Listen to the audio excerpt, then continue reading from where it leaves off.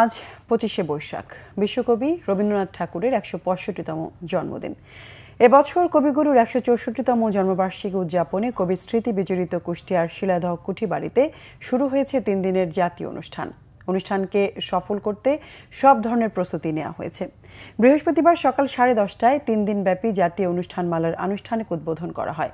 উদ্বোধনী অনুষ্ঠানে ইসলামী বিশ্ববিদ্যালয়ের উপাচার্য ডক্টর নকিব মোহাম্মদ নসরুল্লাহ, সংস্কৃতি বিষয়ক মন্ত্রণালয়ের অতিরিক্ত সচিব মোহাম্মদ ফরহাদ সিদ্দিক, ভাষাবিজ্ঞানী অধ্যাপক মনসুর মুসা, কুষ্টিয়ার জেলা প্রশাসক তৌফিকুর রহমান বক্তব্য রাখেন। এর আগে জেলা শিল্পকলা একাডেমির শিল্পীদের কণ্ঠে জাতীয় ও রবীন্দ্রসঙ্গীতের মাধ্যমে অনুষ্ঠানের সূচনা করা হয়।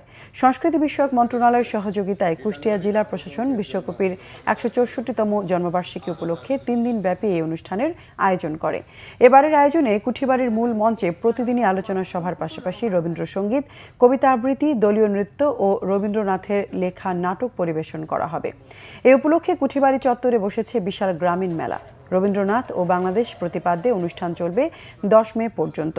আলোচনা শেষে মূল মঞ্চে রবীন্দ্রসঙ্গীত, কবিতা আবৃত্তি, দলীয় নৃত্য ও রবীন্দ্রনাথের লেখা নাটক পরিবেশন করবে কুষ্টিয়া জেলা ছাড়াও জাতীয় পর্যায়ের রবীন্দ্রশিল্পীরা।